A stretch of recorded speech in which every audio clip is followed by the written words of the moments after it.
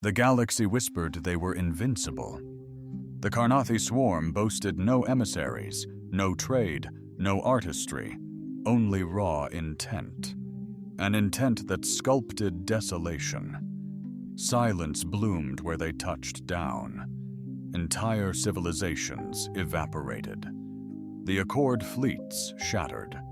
Resistance was futile until this moment. Commander Alar Miles, the solitary figure on the UNS Vengeance's observation deck, commanded Earth's apex warship, a closely guarded asset.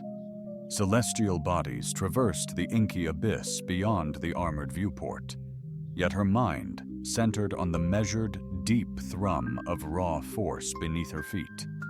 A thrum promising impending devastation.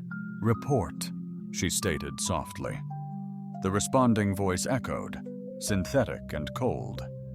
"Core integrity nominal. Armaments primed. Peak system efficiency achieved. Stealth mode engaged. No contacts detected," Juno, the ship's AI, stated, her voice serene, bordering on detached. "Any updates from Command Central?" "Negative. Still in session." Naturally, the Alliance had been in perpetual session for eons, bickering over protocols as civilizations crumbled. Even now, Earth's unified command wavered. Policies, images, opportune moments, all irrelevant to the deceased. R struck the control panel. A burst of static shifted to a fractured, collapsing transmission. A man's voice, almost imperceptible, sliced through the interference. "This is Culturus 4. Civilian evacuation. Failure. They're penetrating the atmosphere." Static. "Is anyone out there? Please respond." Ilara shut her eyes. She didn't need a repeat. She recognized that haunting tone all too well. Desolate, shattered, utterly vanquished. She recognized it from her brother's tone when Karnathi ships rained down upon Artemis 9. The supposed safeguard of the Accord had morphed into an ominous quiet, not repeating this history. "Ara," Juno murmured gently. "Screw protocol now. Prep the jump drive. We're warping out." "Initiating unauthorized action within Accord space." "Reframing. Correction. Justice is being unleashed." A hush fell. Juno then responded, "Coordinates confirmed. Fold drive primed." Vengeance stalked the abyss, a predator of immense scale, dwarfing Accord flagships twofold. Its hull shimmered with evolving camouflage. Within its depths, humans moved with spectral grace, disciplined, lethal, unwavering. This wasn't merely a warship. It was a declaration. Ara entered the bridge. Officers stood resolute. Some offered subtle nods. Others held their breath tight. They all grasped the mission ahead and the challenges lurking. "Bridge report," Ayla commanded with authority. "FTL in 2 minutes," Lieutenant Rios, the helm officer, announced. "Swarm movements remain constant. Caltrus 4 is enduring a brutal siege." "Then there's still an opportunity to make our resolve known," Ilara murmured grimly. Weapons Officer Keller advanced. "Authorization to energize Lance Battery Alpha." R's jaw clenched. "Hold your fire. Let them register our presence." Rios interjected. "Commander, with all due respect, why this mission? Just us? Why a single vessel?" Ilara responded impassively. "Because our arrival was unexpected. With a single ship, our mission would succeed." The words resonated not as arrogance, but as profound conviction, a chilling, unwavering certainty. The hyperspace jump concluded in a cataclysmic roar of displaced reality. The destination system blazed with crimson alerts. A formidable Karnathi fleet, numbering in the scores, had Caltris IV completely surrounded. The planetary defense network was utterly devastated. Civilian transports drifted, a desolate shroud, you know. Enemy oblivious. AR stood firm. Unveil the ship. Commander, reveal our presence. The cloak dissipated, shimmering. Instantly, every Karnathi vessel pivoted. Radiation spikes intensified. Target locks proliferated. AR advanced. Initiate comms. Open all channels. Juno wavered, broadcasting live. R's voice resonated with unyielding resolve. This is Commander Miles of the United Nations vessel Vengeance. Your exploitation of the defenseless ceases now. You craved terror. You have ignited it. You desired oblivion. You shall attain it in your demise. The tranquility shattered. For a fleeting moment, the enemy remained frozen. Then, the abyss erupted. Projectile signatures detected. Keller's voice boomed. Swarm vessels surged forward. Ela pinpointed. Evasive pattern Delta 3 executed counterfire. Launching full spread. The ship shuddered as its spinal lance battery unleashed a devastating barrage. Twin lances of azure energy blazed across the cosmos, bisecting a Karnathi cruiser. Missiles followed. Smart ordnance danced through space, eluding shields. The swarm responded with unrestrained ferocity. Plasma hammered the Vengeance, shaking the deck. A breach warning quickly cut off as bulkheads sealed. Juno calmly stated, "1 enemy destroyer neutralized." 3 fell back. 7 stood firm, their eyes laser-focused on the adversary's command vessel, looming above the planet like a repulsive leech. Designate the hive as primary target. Let's discover the sound a bug makes when it dies. Another barrage unleashed. The hive's defenses faltered momentarily before shattering entirely. Catastrophic explosions ripped through its core, expelling air and corpses into the vacuum. The Karnathi lines buckled and shattered. Some desperately sought to regroup. Others shamefully retreated. "Cowards," Keller muttered. "No," Juno corrected. "Survivors, facing a superior threat." Silence descended once more. The conflict concluded swiftly, lasting under 15 minutes. From the initial 49 Karnathi warships entering the system, only 4 remained. None ventured closer. Juno reported minimal casualties and a hull integrity of 91%. Cultural power hotspots are re-emerging on the grid. The visuals show citizens rising from shelters. Ad hoc antennae flicker back to existence. A young one gazes upwards as the Vengeance's immense form blots out the world's sun. "Do I notify Earth Command?" Juno questioned. Elra breathed out deliberately. "Negative. Not at this juncture." Surveying the drifting wreckage, the shattered remnants of colossal beasts none had dared confront, she declared, "Let them discover the truth, as all others shall. Let our saga reverberate. Let the galaxy echo one undeniable fact." She paused, a flicker of determination in her eyes. Humanity has arrived. With the Karnathi fleet's ruins lingering in their wake, she issued the command, "Engage warp drive. Karnathi advancing to staging sector BES-12. On the Vengeance's bridge, her authority was absolute, unchallenged, unquestioned. Not a single soul wavered. They had just decimated a force that had shattered entire Accord armadas. Any lingering myth of alien invulnerability had evaporated, and every single person on board knew precisely what the future held. Lieutenant Rios inputted coordinates. Jump vector verified. 60 seconds to FTL. Keller's voice resonated. Gruff pivoted from the weapons console. "Commander, we're venturing deep into hostile territory. We'll be completely outflanked." "Excellent," AR responded as Retribution ripped through the cosmos, stood solitary in her quarters. The space was purely functional. Walls of cold steel, a solitary cot, a desk, and the haunting void left by her brother Lucas. Just 21, a volunteer relief pilot, obliterated mid-evacuation by a swarm cruiser that didn't even flinch. Tears were a relic.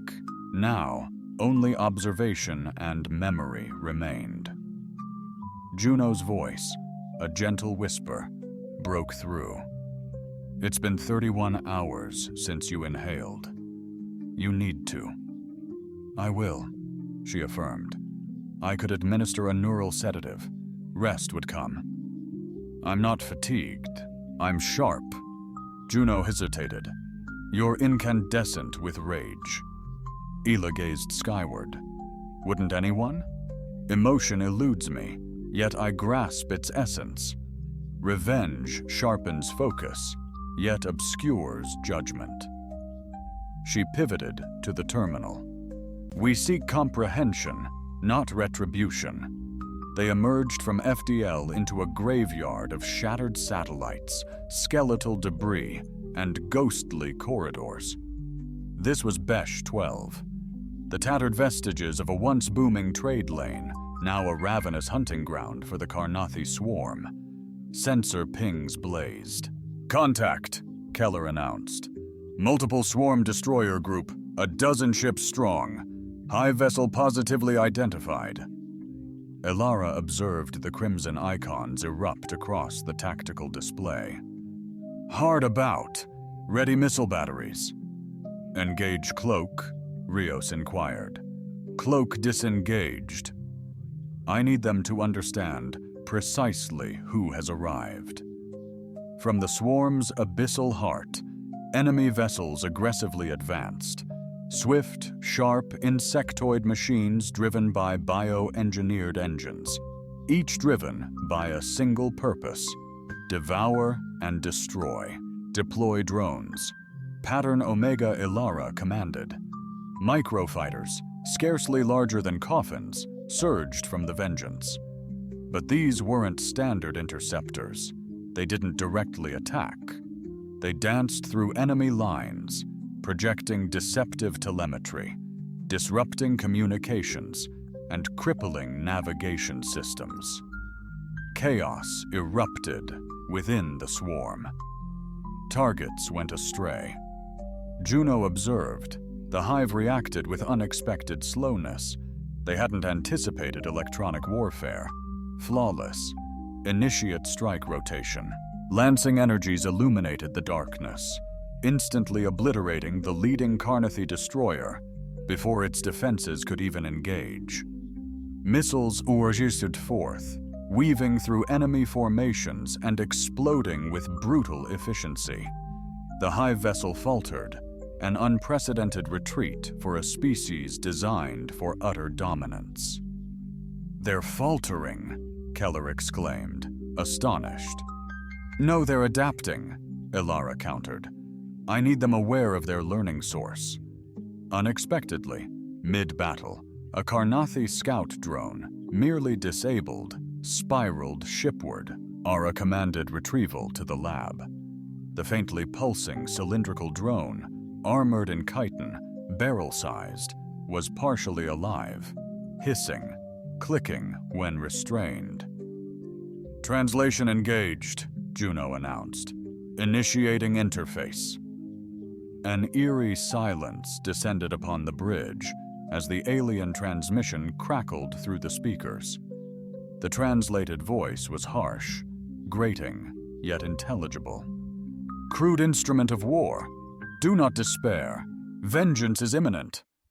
Elara smirked. "Excellent. Summon your deities. We shall unveil the true face of damnation." As the drone succumbed to silence, its biological components utterly fried from the power surge, she turned away. Juno then tapped into the scout's navigational records. A sprawling map materialized on the primary display, pinpointing an uncharted sector of space marked Brood Cluster, Command Nexus. A hush fell over the room. "That's him," Keller breathed. "Their supreme commander." The name had only been uttered in hushed tones among the crew. Brewlord Kithal, Swarm's ultimate strategist, commander of Core Hive fleets. His presence signaled seamless logistics, masterful leadership, peerless coordination, a decisive blow to cripple the swarm. "Plot the course," he commanded. Rios paused. "Commander, that route leaves us stranded. No reinforcements, no escape." "I'm aware," he affirmed, meeting her gaze before a decisive nod. "Understood." Back at Command HQ, Ilara scrutinized the casualty assessment. Scant damage, superficial hull abrasions, no casualties. A genuine miracle, considering they engaged 12 hive ships. Her finger paused on the star chart, pinpointing a clutch of crimson enemy outposts, probable defensive fortifications. Juno's voice pierced the quiet. Survival odds on a head-on assault, a mere 2.4%. Then, evasion becomes our strategy. She unveiled a novel trajectory through an asteroid field. Masked by intense gravitational anomalies, perilous, unexplored, precisely what the Karnathi would overlook. "You're manipulating the equations," Juno noted. "Indeed, that's humanity's forte." Simultaneously, galaxies away, within the vibrant heart of the swarm's core hive, Brood Lord Kithto observed. The inferior intellects were meticulously dissecting the demise of Bash 12. He paid them no mind, instead obsessively replaying the transmission. The sight of vengeance rising from the abyss, the sound of the voice, the sheer audacity. A frail, unprotected biped, locking eyes with death and brazenly beckoning it forth.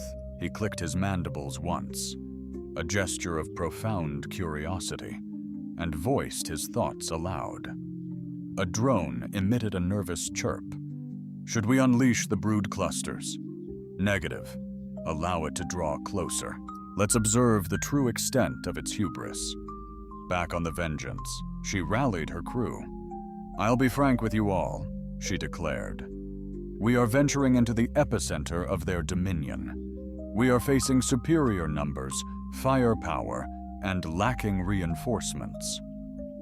She gazed intently at each crew member. "However, we are far from outmatched. They've maintained control through instilling dread. But fear is only effective until someone dares to resist. We are those very individuals present in this moment." Silence greeted the revelation. Only understanding nods. Each soul aboard sought refuge on this vessel for a singular purpose. Weary of voicelessness, they yearned to ignite their inner voices with impassioned fervor. The asteroid field resembled the fractured skeleton of a deceased deity, sharp, hushed, and unbelievably packed. Surrounding stars emitted radiation surges, compromising sensor accuracy. Gravitational anomalies scrambled communications, creating distortions. Precisely the kind of space any rational captain would avoid. Miles wasn't prioritizing safety. "We've entered the drift corridor," Rios announced. "Stability is rapidly deteriorating. The flight path is highly compromised." Ara responded, "Then navigate it with finesse. No abrupt deviations. Let the asteroids believe we belong." Artificial gravity fluctuated momentarily as the Vengeance listed, dodging a colossal iron fragment, stadium-sized. The hull protested, yet endured. In the armory, Keller tracked motion via static-obscured scans. Hostile patrols inbound. Minor aggregation.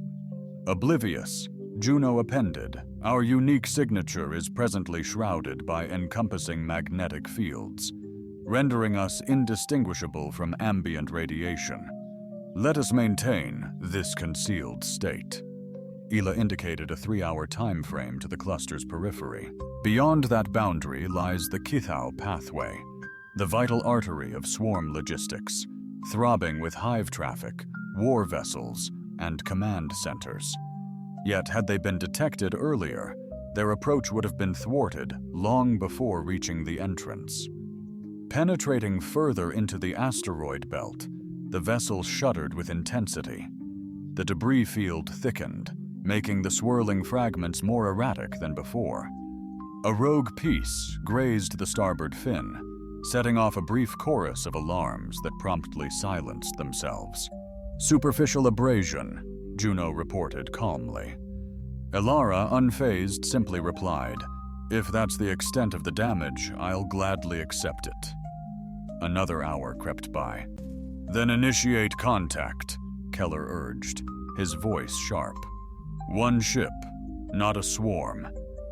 A faint distress beacon, miraculously unbroken, pulsed weakly. A ghostly derelict, partially entombed within a frigid asteroid, drifted silently. The scorched nameplate, barely decipherable, revealed Red S2 Harbinger, a diplomatic vessel vanished 2 years prior. "Life signs?" R queried, hope laced with doubt. "Negative. But the core? It's clinging to life, barely." Rios's brow furrowed. "Detours are out of the question." "This isn't," she countered, gesturing emphatically. "Acquire it swiftly." A boarding team was immediately dispatched. 20 minutes elapsed. Their return yielded a data capsule. "No trace of life, no remains," they reported. "Only desolate corridors and locked archives." Elara slotted the capsule into the main console. The screen burst into a cascade of visuals. Last known communications. Swarm vessels encircled the Harbinger, crippling it with calculated accuracy. No aggression, no ultimatums, no possibility of retreat, only obliteration. A lone diplomat had captured a voice note before life support faltered. "They didn't crave our demise. They coveted our erasure." We watched the screen fade to black. "We will ensure they remember," she proclaimed, "by guaranteeing no soul ever forgets what transpired here." At precisely 0400 shipboard time, they navigated flawlessly through the asteroid field. Ahead, the boundless expanse of space unfolded as a celestial superhighway, leading to a colossal object, rotating with majestic slowness. It wasn't a planet, but a vibrant structure pulsating with raw power.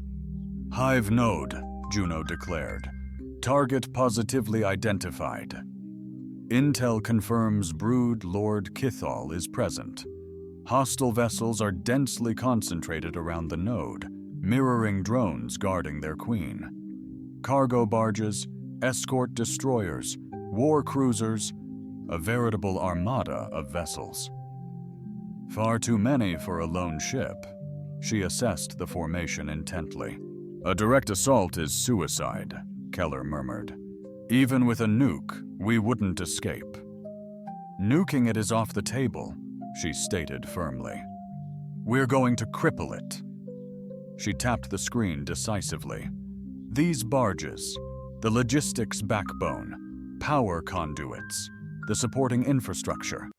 Target those first. Decimate them. Deprive them before we strike." The ensuing 12 hours became a rapid sequence of precise attacks. Under the veil of the asteroid field, Vengeance unleashed swarms of drones and deceptive signal torpedoes. They arrived unannounced, initiating the silent annihilation of vital infrastructure. Suddenly, a fuel transport evaporated in a soundless burst, followed by a power relay. Then a fleet repair dock disintegrated in a catastrophic implosion. Panic seized the swarm. Juno broadcasted intercepted comms. Chaotic and fractured, with no established response. They were ill-prepared for a strategically adept adversary. Elara countered, "They're evolving." Juno urgently warned, "Command node initiating active trace protocols." "How long before they pinpoint our location?" 10 minutes tops. Then we deny them those 10. The vengeance decloaked right beyond the hive's outer defenses, unleashing its full fury. Lances incinerated holes. Kinetic rounds shattered armor. EMP blasts crippled targeting systems. The external swarm disintegrated swiftly, but they failed to prevent the inevitable. From the hive's core, a signal surged outward. A surge of untamed energy, utterly primal. Every swarm ship wheeled in unison. "They're engaging maximum swarm assault," Kellis roared. "Forget tactics, just sheer impact velocity." "Impact stations!" Rios bellowed. Hostile ships plummeted, like guided projectiles. One slammed into the rear hull, detonating violently. The vessel shuddered violently from the blast, engine casing compromised. Juno confirmed recompense. A hostile frigate impacted their port, tearing armor and depressurizing a deck. On the bridge, sparks erupted as Keller was flung into the console. Blood streamed from his temple, yet he rose. "We're operational," he roared. Elara's teeth clenched. "Juno, initiate the gravity well disruptor sequence. A calculated risk, destabilizing our own systems. Execute it now." The disruptor unleashed, an unseen wave warping space-time. The onrushing swarm vessels abruptly lost momentum, careening wildly and colliding in a chaotic ballet. The route is now clear. Only the hive remains as our ultimate target. "Prime the main cannon," Ara commanded. "Energy levels at 70%. We require approximately 60 seconds to reach full capacity. Time is critical." Ara addressed the crew. "Those wishing to evacuate, depart now. This concludes here." No one stirred. As the weapon primed, a soul transmission materialized. "Origin, hive, unexpected." Elara swiftly responded, "Precisely." The cannon unleashed its fury. The beam sliced through the hive with the ferocity of lightning through dense fog. Energetic shockwaves ripped through its defenses. The core spiraled into supercritical meltdown. An instant later, the structure imploded, collapsing inwards, consuming itself in a cataclysmic cascade of gravitational anomalies. The swarm fleet dispersed in chaotic disarray. The Vengeance crawled back, charred and scorched, light stuttering weakly, yet it lived. Later, in medbay, Keller rested on a cot, eyes glazed over. R stood vigil. "By all rights, you should be dead," she stated, her voice tight. "Feels like I am," he rasped. "So, did we prevail?" "We endured," she replied. "That's a victory." The Vengeance hemorrhaged vital fluids. Cracks spiderwebbed across her stern. Deck 7 remained a tomb, sealed forever. Lingering embers glowed within the cargo hold, a grim testament to the inferno. Casualties mounted. A substantial fraction of the crew suffered injuries, and a dozen brave souls perished. Yet an eerie stillness pervaded the bridge, not born of trepidation, but of resolute concentration. R, her arm supported by a sling, remained steadfast at her post, her gaze intensely fixed upon the tactical display. The hive node, source of so much damage, had imploded catastrophically, consuming its vital core reactors and strategic command center in a devastating collapse. The swarm scattered chaotically, yet a last transmission reverberated through the void. An unmistakably Karnathi message, guttural and harsh, was instantly translated by Juno, emblazoned across every display. "You are now the aberration. Our retreat is strategic, driven not by trepidation, but by the urgent need for comprehension." "They will return," Keller affirmed, supporting himself with a cane. "In due time, perhaps not immediately, yet they inevitably will." Ilara offered a measured nod. "Then we shall furnish them with an unforgettable experience," she declared, rising despite the sharp pain lancing through her back. Her uniform bore the marks of battle. Her voice was hoarse, but her gaze remained unwavering. "Activate the global relay," she commanded. "Every species, every frequency, without exception." Juno paused. Then, "Commander, this reaches over 300 civilizations, some dangerous." "Precisely," Miles replied. "Let them all listen." A green light flashed. Stepping up, she declared, "I am Commander Miles of the United Nations vessel Vengeance. You've witnessed the devastation, heard the accounts. I'm here to validate them." Utterly clear, utterly detached. "We didn't invade for land, nor did we descend seeking dominion. We arrived out of necessity. While the Accord ignored cries for aid, we answered. We are neither deities nor demons, merely human, and we recall the terror of being hunted." Throughout the cosmos, screens flickered to life within the Elandari council chambers. The broadcast resonated through the dust-choked bunkers of the Krathani resistance, triggering euphoric cheers. Even within the Karnathi swarm's command centers, her voice reverberated among the remnants. The predators had experienced genuine terror, not merely from overwhelming odds, but from the stark acknowledgement that humanity remained unbroken and was now retaliating. Rio swiveled in his chair. "Commander, we're intercepting a flood of encrypted hails from non-Accord entities. They express gratitude and seek collaborative guidance." "Insufficient time," she retorted. "Let them assimilate the situation." She approached the viewport, her gaze lost in the inky blackness. The stars possessed a newfound aura. Subsequently, in the war room, the remaining senior officers convened. Juno projected the damage assessment, power reserves, and updated deep space scans. "Reactor efficiency has plummeted to 46%, the AI reported. "Weaponry requires a double charge cycle. Shield integrity is compromised. Engines can limp us back, just barely," Keller pressed. "Any swarm vessels in our vicinity?" Juno responded, "None detected within 20 light minutes. Retreat patterns indicate widespread disarray. They aren't regrouping, not at this juncture." Ella surged forward. "Then this is our opportune moment." "To what end?" Rios inquired. She entered a sequence. From beneath the table, a novel device materialized. A matte, black, fist-sized sphere, pulsating with azure light. "The relay beacon," she declared. "Humanity's inaugural cosmic milestone." Keller's eyes widened. "A threat?"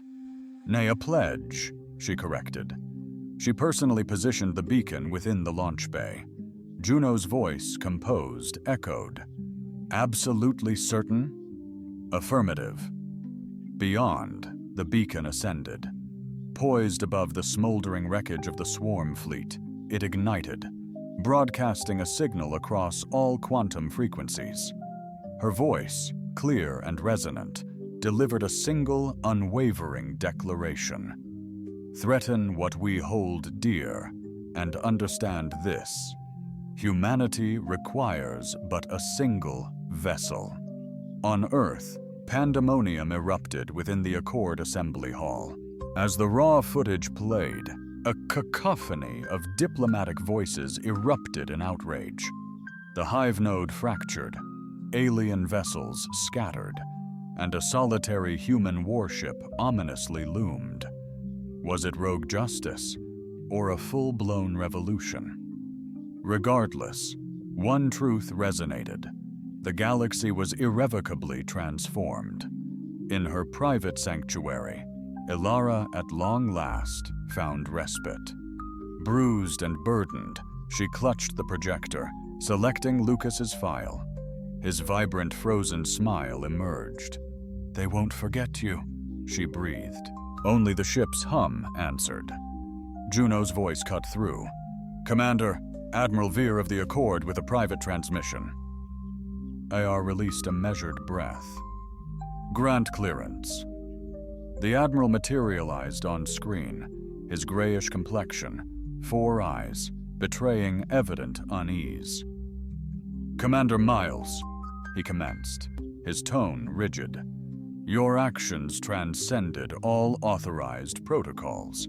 You breached demarcated neutral territories, decimated documented infrastructure, and perpetrated what the Interstellar Accord unequivocally defines as an unwarranted act of aggression." He hesitated. "On behalf of a dozen star systems, I extend our deepest gratitude." 3 days onward, Vengeance commenced its deliberate homeward journey. En route, vessels materialized from the void. Humble transports, refugee arks, forgotten outposts. They sought not assistance from Vengeance, but shadowed its course. Provisions and fuel were offered. A unified message echoed from ship to ship. Humanity arrived, reigniting a long-dormant spark at the galaxy's rim. Hope, perhaps? Nearing the destination, Keller hobbled to the bridge, standing tall beside her. "Still dreaming of retirement?" he inquired. A soft smile graced her lips. "My vow was to return the crew safely." "Never said anything about stopping there," he countered. "We'll require more vessels." Turning back to the cosmos, she declared, "No, we desperately need fewer monsters." As the ethereal soul came into sharp focus, bathed in Earth's cerulean glow that washed over the decks, an awed silence descended on the bridge. They had departed as an anomaly, a mere curiosity. They were now returning as a legend, forever etched in history.